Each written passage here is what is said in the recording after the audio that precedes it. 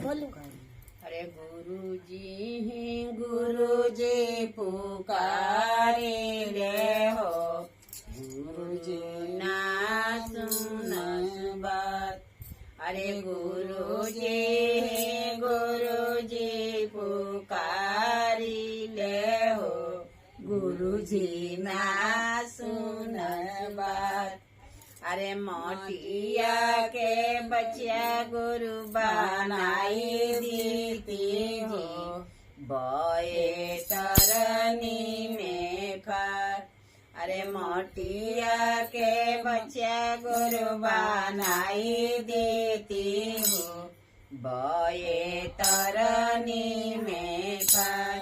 अरे मोटिया के बच्चा भी हिला गई है हो, बोए तरनी में फार। अरे मोटिया के बच्चा भी हिला गई है हो, बोए तरनी में फार। अरे गुरुजी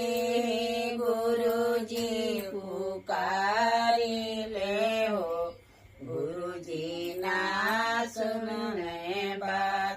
अरे भड़ल सेंधुक कपड़ा हमारा न हो, गुरुजी ना कैनी दान।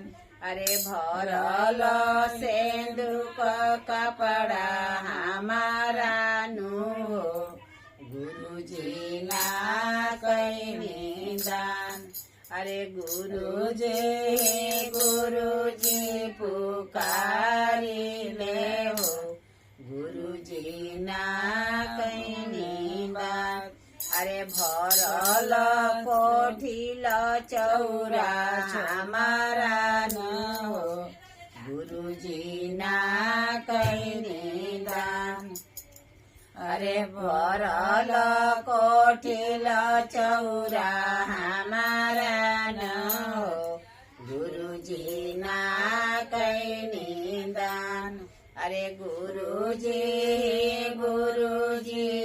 पुकारी ले हो, गुरुजी ना कैनी दान।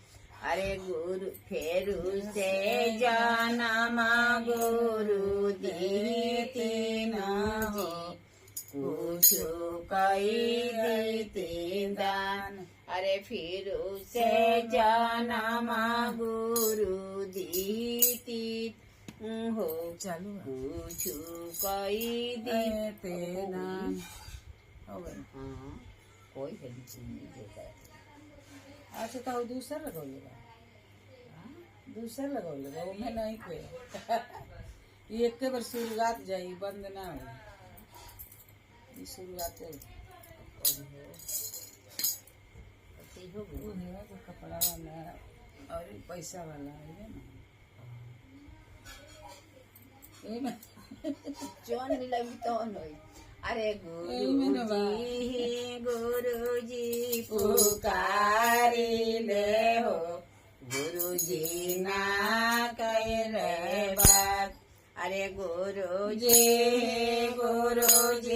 पुकारी ले हो, गुरुजी ना कैले बात। अरे भरल सेंधुक रुपया हमारा न हो, गुरुजी ना कैनी दान। अरे भरल सेंधुक सोना हमारा न हो, गुरुजी ना कैनी दान।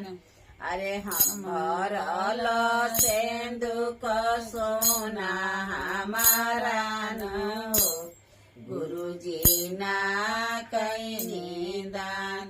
अरे गुरुजी पुकारी ले हो, गुरुजी ना कैनी दान। अरे भरल कपट धन हमारा न हो, गुरुजी ना कैनी दान।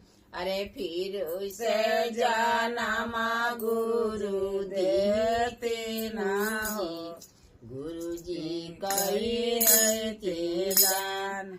अरे फिर उसे जाना गुरु देते ना जी, गुरु जी कई देते दान। अरे गुरु जी पुकारे ले हो, गुरु जी ना कई दान।